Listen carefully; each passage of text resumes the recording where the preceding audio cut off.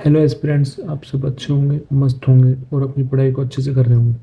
आज मैं आपको DSSP TGT SST का 7 नवंबर का सेकंड शिफ्ट का पेपर करा रहा हूँ। तो आइए करते हैं। पहला क्वेश्चन देखो। पहले में क्या है, 5 कार्मिकों की 2 दिन की कुल मजदूरी 1710 है, तो एक श्रमिक की दैनिक मजदूरी कितनी है। मतलब क्वेश्चन में बोल रहा है 5 श्रमिक है और वो 2 दिन काम करते हैं, वो कितनी मजदूरी करते हैं, 1710 की। तो ये पूछ रहा है कि एक श्रमिक जो है डेली कितनी मजदूरी करेगा। तो टोटल मजदूरी कितनी है, 1710। तो 1710 मजदूरी करता है, वो कितने करते हैं, 5 आदमी। तो एक आदमी, सॉरी, 5 श्रमिक करते हैं, तो हमें निकालना है एक श्रमिक की, तो 5 से कर देंगे डिवाइड। फिर कह रहा है 2 दिन में काम, 2 दिन में मजदूरी करता है और हमें निकालना है एक दिन की, तो इस 2 से भी डिवाइड कर देंगे 1710 को। अब ये बन जाएगा 5 दूनी 10। तो एक जीरो से एक जीरो कट गया, कितना बन गया, 171। तो option fourth is correct answer. ठीक है, नेक्स्ट क्वेश्चन देखते हैं। नेक्स्ट बोल रहा है, मनोज ने एक वस्तु 262 में खरीदी और उसे सीबी को 26% की हानि पर बेच दी। तो इस धनराशि से मनोज ने एक और वस्तु खरीदी और उसे 70% के लाभ पर बेच दिया। मनोज का समग्र लाभ प्रतिशत कितना हो। मतलब क्वेश्चन में ये बोल रहा है कि एक मनोज है जिसने एक वस्तु खरीदी है 262 रुपये की। तो 262 खरीदने के बाद उसने सीवी को वो चीज़ बेची 26% के हानि पे। तो जो वो चीज़ बेची है, जितने की वो बेची है, उसी धनराशि से मनोज ने एक वस्तु और खरीदी, फिर उसे 70% के लाभ पर बेचता है। तो ये पूछ रहा है मनोज को कितना प्रतिशत लाभ हो। तो पहले तो ये देख, किसने खरीदी, कितने खरीदी, 262 की।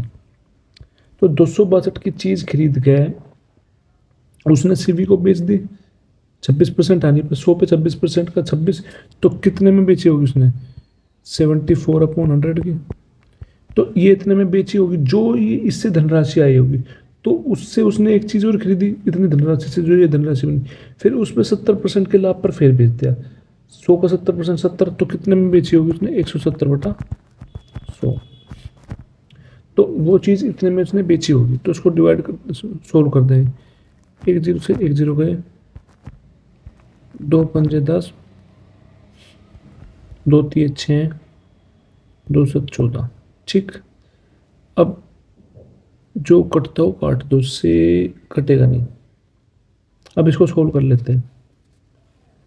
इसको सोल्व करने के लिए मल्टीप्लाई कर देंगे, 262 है, 262 की मल्टीप्लाई कर लेंगे 37 में। 7×2 = 14, आज लगा 7×6 = 42, 43, 4 ऊपर, 7×2 = 14, 4 = 18,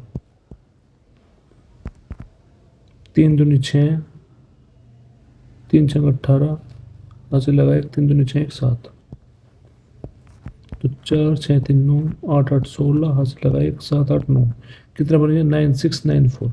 तो इस 9694 की अब मल्टीप्लाई करते हैं 17 में। कितने में, 17 में। तो 7 चौक 28, हासिल लगे 2, 9 7 63, 65, हासिल लगे 6, 7 6 42, 6 48, हासिल लगे 4, 7 9 63, 63 67। ठीक।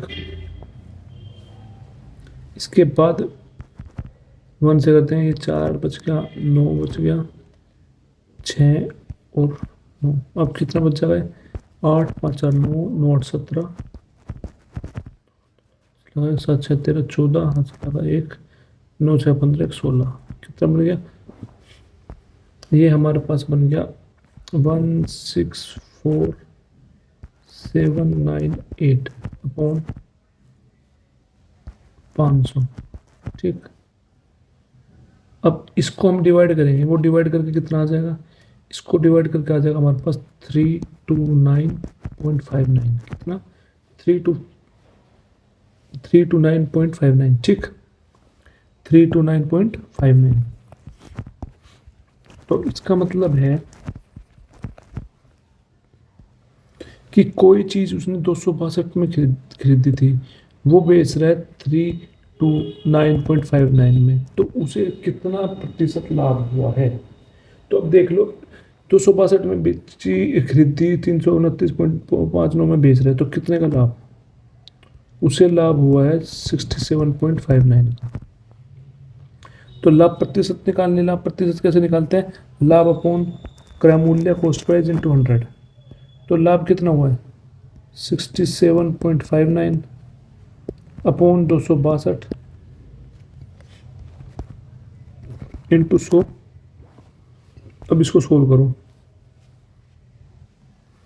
अब इसको सोल्व करते हैं 6759 को डिवाइड करते हैं 262 से, तो क्या आ जाएगा ये देखो। अब हम पहले काटते हैं इसको किससे 262 जा टू से करते हैं 262 मल्टीप्लाई 2 से करें 2 दूनी 4 6 दूनी 12 हाथ से लगा 1 2 दूनी 4 1 5 कितना बन गया 524।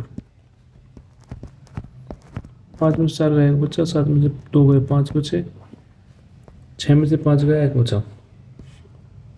ठीक, अब 9 उतार लिया यहाँ से। ठीक है, अब इसके बाद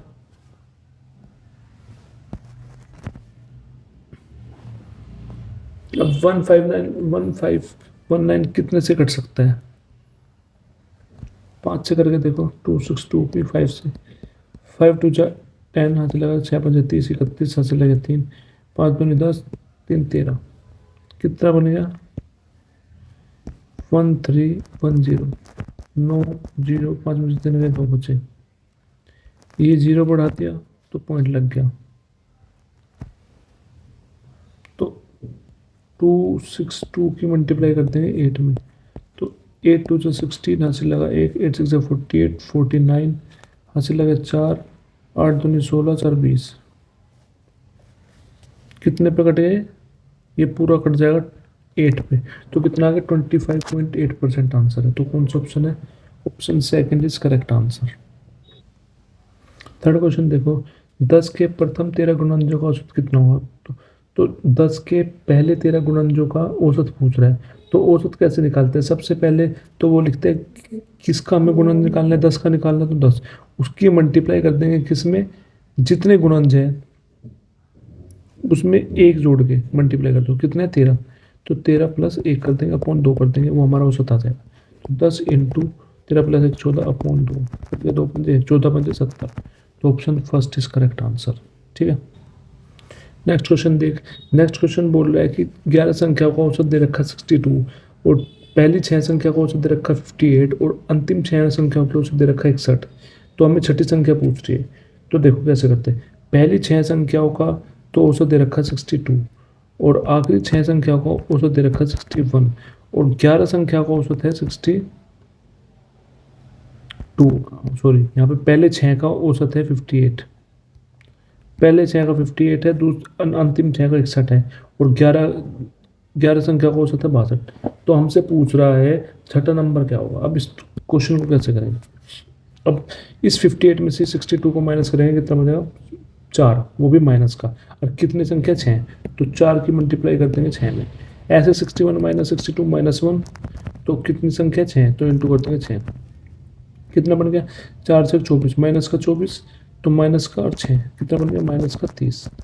तो अब जो ये माइनस का 30 आया है जो हमारा 11 संख्या का औसत था उसमें ऐड कर दो ये वो हमारा छठा नंबर आ जाएगा। तो कितना है 62 है ना तो 62 माइनस 30 कितना आ गया 32। तो छठा नंबर क्या आ जाएगा 32। ठीक,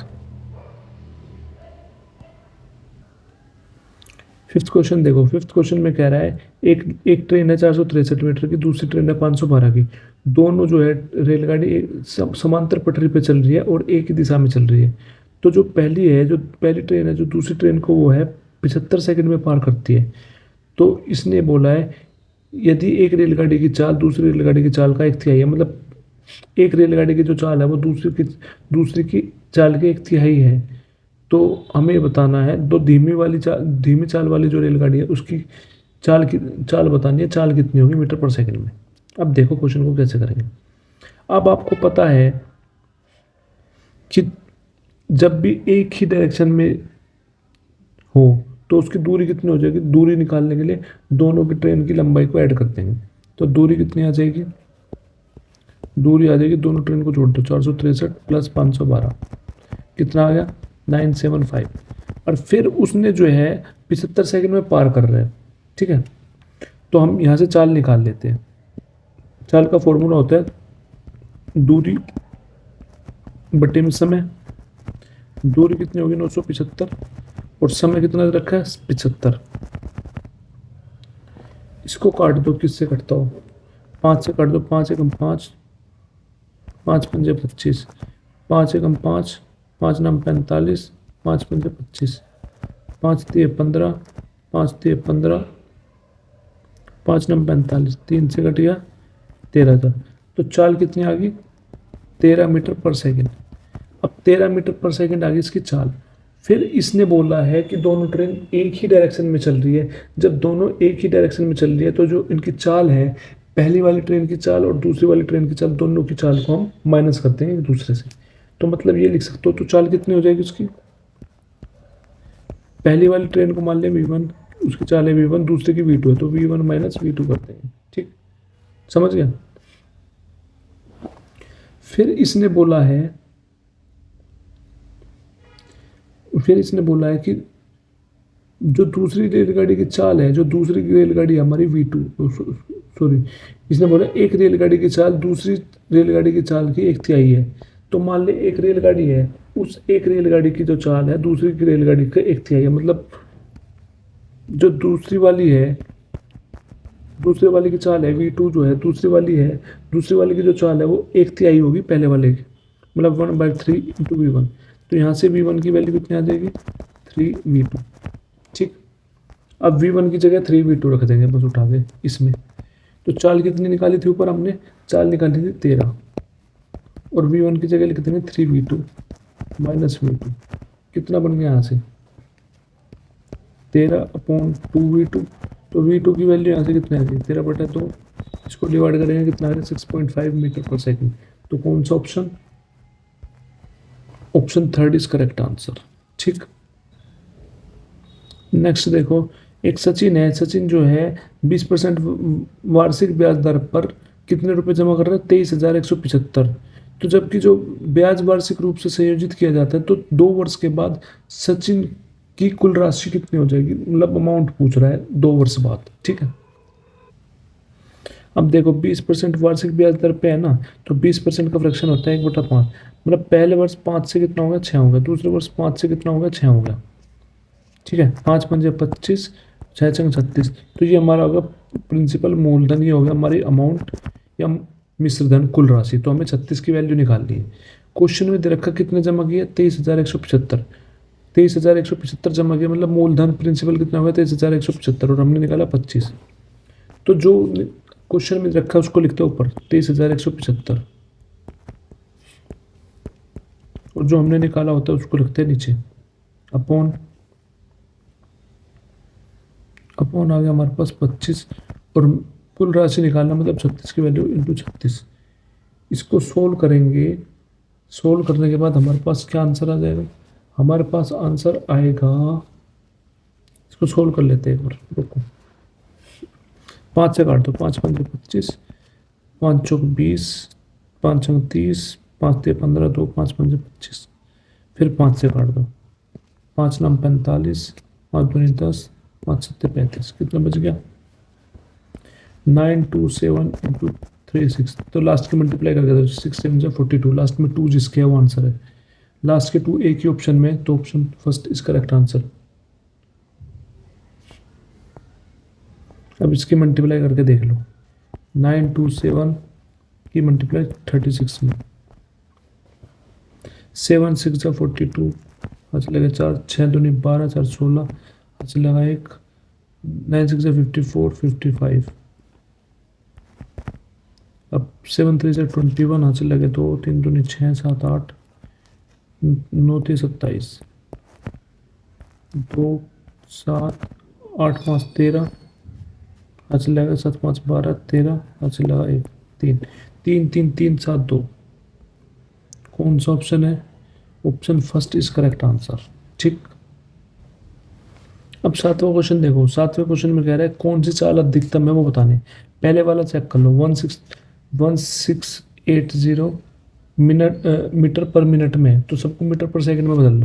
ये तो मीटर में, मिनट में बदलने के लिए अपॉन में 60 से कर दो, 1 मिनट में 60 सेकंड होते हैं, तो 60 से डिवाइड कर दो, सेकंड में आ जाएगा, 0 से 0 कट गया, 6 2 जा 12, 6 8 जा 40, तो 28 मीटर पर सेकंड आ गया। अब सेकंड वाले का देख लो, 1.92 किलोमीटर पर मिनट है, तो 1.92 किलोमीटर है, मीटर में करने के लिए क्या करेंगे 1000 से मल्टीप्लाई, अपॉन मिनट है 1 मिनट में 60, तो 60 से कर देंगे मल्टीप्लाई। तो क्या बन जाएगा ये बन जाएगा हमारे पास 1920/60। तो 0 से कट गया 6 × 18, 6 दूनी 12, तो 32 मीटर पर सेकंड आ गया। ठीक, अब तीसरे का है 30 मीटर पर सेकंड, लास्ट का निकाल लो 90 किलोमीटर पर आवर मीटर पर सेकंड। क्या करेंगे 5/18 से मल्टीप्लाई, 18 पंजे 5 पंजे 25।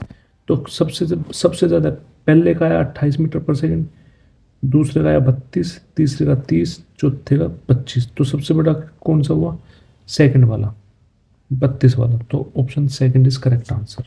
ठीक, नेक्स्ट क्वेश्चन देखो, दो संख्याओं का एचसीएफ और एलसीएम दे रखा है, एचसीएफ 23 और एलसीएम 276। तो उसमें से एक संख्या है 92, तो दूसरी संख्या पूछ रहा है। तो सीधा पता है फॉर्मूला होता है HCF into LCM is equal to first number into second number. तो एचसीएफ कितना है 23, इंटू एलसीएम कितना है 276, फर्स्ट नंबर 92, इंटू सेकेंड का हमें पता नहीं, तो सेकेंड हमें निकालना है। तो सेकेंड कैसे निकालेंगे 23 इंटू 276/92। तो 23 से काट दो, 23 4 से कट जाएगा, 4 6 से 24, 4 9 से 36। तो सेकंड कितना है 69। तो option second is correct answer.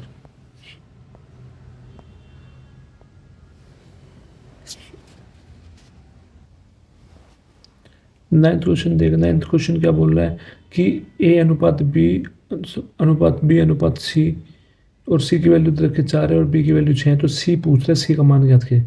तो इसको क्या लिख सकते हैं हम A/B इजिक्वल टू B/C। यहाँ से बी स्क्वायर क्या आ जाएगा, बी स्क्वायर इजिकल टू ए सी आ गया। तो यहाँ से हमारे पास बी की वैल्यू कितनी है 6, तो 6 इंटू 6। ए की वैल्यू हमें पता नहीं, सी कितना है 4 है। तो यहाँ से कितना आ गया ए स्क्वायर कितना आ गया, तो 6 इंटू 6/4। तो 2 दूनी 2 तिया 2 तिया। तो ए की वैल्यू आ गई 3। जब ए की वैल्यू 3 आ गई है तो हमें निकालनी किसकी वैल्यू है सी की, और सी कितना दे रखा है सी इजिकल टू 4 है। सी इजिकल टू, तो सी इजिकल टू क्या है 4 इंटू 3 4 × 12। तो option second is correct answer. तो किसी व्यक्ति की जो मासिक वेतन मिलता है वो मिलता है 3750। तो अपने वेतन का 40% की मासिक बचत की करता है, उसने मासिक बचत की 40% की। तो मासिक व्यय ज्ञात कीजिए, तो मासिक व्यय कितना होगा। तो मान ले उसका वेतन है 100, तो उस 100 वेतन में वो बचत करता है कितनी 40%, 100 को 40%, 40। तो वो खर्चा कितना करता है, व्यय कितना करता है 54। तो हमें निकालना है कितना मासिक व्यय कितना करता है, मतलब 54 की वैल्यू निकालनी। तो इसने कहा मासिक वेतन कितना मिलता है 3750, 3750 मिलता है, और मासिक व्यय कितना होता है 100 अपॉन में 100 करते हैं। तो मासिक व्यय पूछा 54 की वैल्यू इंटू 54। अब सोल्व करते हैं इसको, 0 से 0 गया, 5 से काट दो, 5 दूनी 10, 5 सत्ते 35, 5 पंजे 25, 2 27 जा। अब 75 के मल्टीप्लाई कर दो 27 में, 7 5 से 35, 3 ऊपर, 7 7 से 49, 52, 5 2 से 10, हासिल लगा 1 7 दूनी 14, 1 15, 5 2 0, हासिल लगा 1 2025। तो option third is correct answer.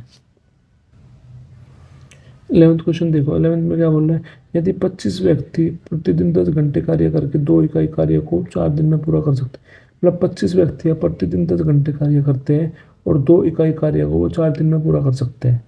तो 17 व्यक्ति प्रतिदिन 10 घंटे कार्य करके 17 इकाई कार्य को पूरा करने में कितने दिन लगेंगे। तो 17 व्यक्ति जो है प्रतिदिन 10 घंटे काम करते हैं, तो 17 इकाई कार्य करने के लिए कितने दिन लेंगे। तो इस टाइप का फॉर्मूला, इस टाइप का क्वेश्चन करने के लिए एक फॉर्मूला होता है, कौन सा, M1 T1 H1 upon W1 is equal to M2 T2 H2 upon W2।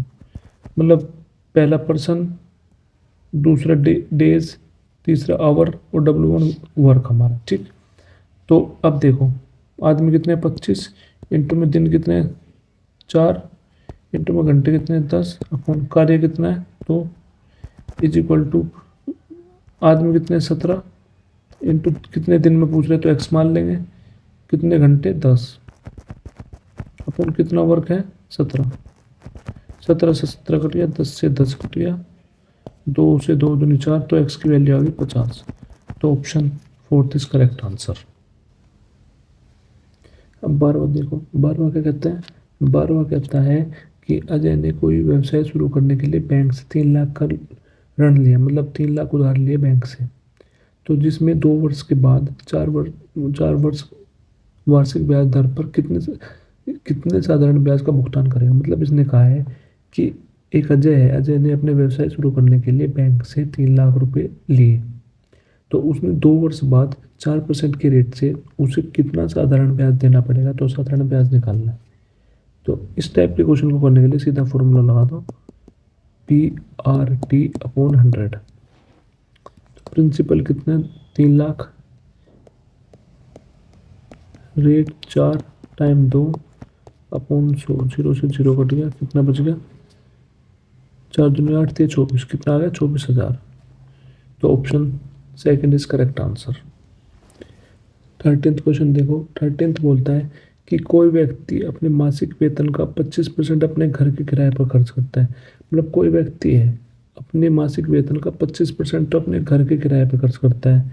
यदि वह अपने परिवहन पर 360 मासिक और किराने के सामान पर 6,537 मासिक खर्च करता है और शेष 894 की मासिक बचत करता है, तो मासिक वेतन ज्ञात कीजिए।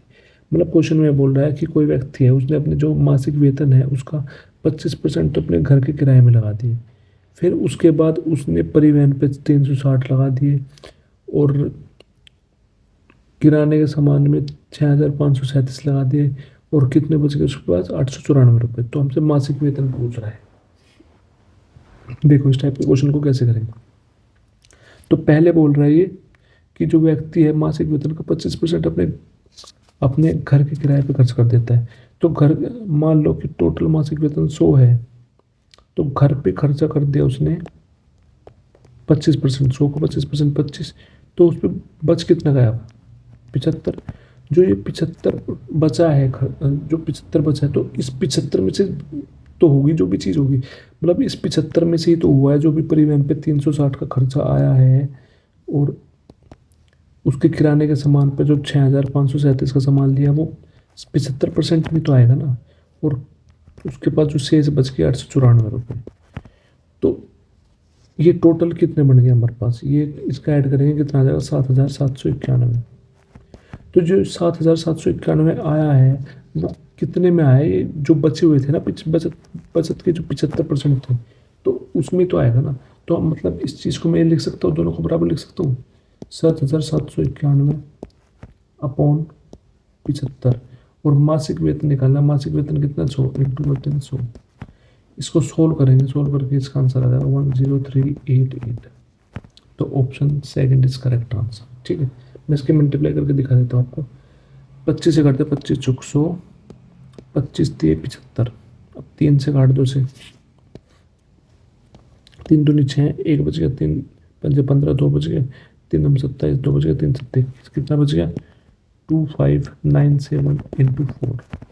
अब इसकी मल्टीप्लाई कर दो, 2597 4 की, 7 4 से 28 हंस लगे 2, 9 4 36 38 हंस लगे 3, 5 चौक 20, 3 23 हंस लगे 2, 4 दुनिया 2 10, कितना 10388। कौन से ऑप्शन में है, सेकंड ऑप्शन में। ठीक, देखो 14th क्वेश्चन देखो, 14th क्वेश्चन में कह रहा है एक व्यापारी है, उसने किसी वस्तु के अंकित मूल्य पर 23% की छूट दी, तो उसने फिर कहा है कि 23% का लाभ अर्जित करने के लिए उसे क्रय मूल्य में कितने प्रतिशत अधिक करना पड़ेगा। मतलब उसको जो है क्रय मूल्य से कितने प्रतिशत अधिक करना पड़ेगा अंकित मूल्य, कि उसको लाभ हो जाए 23% का। अब देखो कैसे करते हैं। तो पहले इसने बोला है कि व्यापारी है, उस पर अंकित मूल्य की छूट थी, 23% के अंकित मूल्य पर छूट थी। तो अंकित मूल्य होता है मार्क प्राइस, तो उसने जब छूट देगा तो वो बेची होगी कहीं ना कहीं सेलिंग। तो मान ले उस पर जो अंकित मूल्य था वो 100 था, 100 पे 23% की छूट मिलेगी, तो उसने वो चीज़ बेची कितने में होगी, 77 में। ठीक, फिर इसने बोला है कि उसे लाभ कितना कमाना है, 23% का, 23% का लाभ कमाना है। तो जब 23% का लाभ कमाना है तो वो लाभ किस पे मिलता है, कॉस्ट प्राइस पे, क्रय मूल्य पे। तो मान ले कॉस्ट प्राइस 100 है, उस पे कितना का लाभ मिल गया, 23 का, तो कितना होगा, 123। तो अब हमें बताना है कॉस्ट प्राइस से क्रय मूल्य से कितना अधिक रखना पड़ेगा हमें अंकित मूल्य कि उसको लाभ हो जाए। अब हमें कॉस्ट प्राइस और अंकित मूल्य और क्रय मूल्य लेना है। तो सबसे पहले हम सेलिंग प्राइस को बराबर करेंगे, वो कैसे, ऊपर वाले में 123 से मल्टीप्लाई करके, नीचे वाले में 100 से मल्टीप्लाई करके, इसमें कर दो 77 से, 77 और इधर 77। तो क्या बन गया, यहाँ से क्रय अंकित मूल्य आ गया हमारे पास 123 इंटू 100 और क्रय मूल्य आ गया 100 इंटू 77। तो 100 से 100 कट गया, कितना बच गया, 123 और 77। तो ये पूछ रहा कितना प्रतिशत अधिक करना पड़ेगा। तो 77 क्रय मूल्य था और हमें करना पड़ेगा कितना अंकित मूल्य, 123। तो कितने की वृद्धि करनी पड़ेगी, 46 की। तो जो 46 की वृद्धि करनी पड़ेगी किस पे, 77 पे। तो प्रतिशत निकालना है, 46/77 इंटू कर देंगे 100। इसको सोल्व करेंगे, सोल्व करने पे आ जाएगा हमारा आंसर 59.74%। तो option 1 is correct answer. 15th देखो, 15th पे क्या करना है, 0.735 पे बार इंटू 0.11 पे बार। तो इसको सोल्व करना है।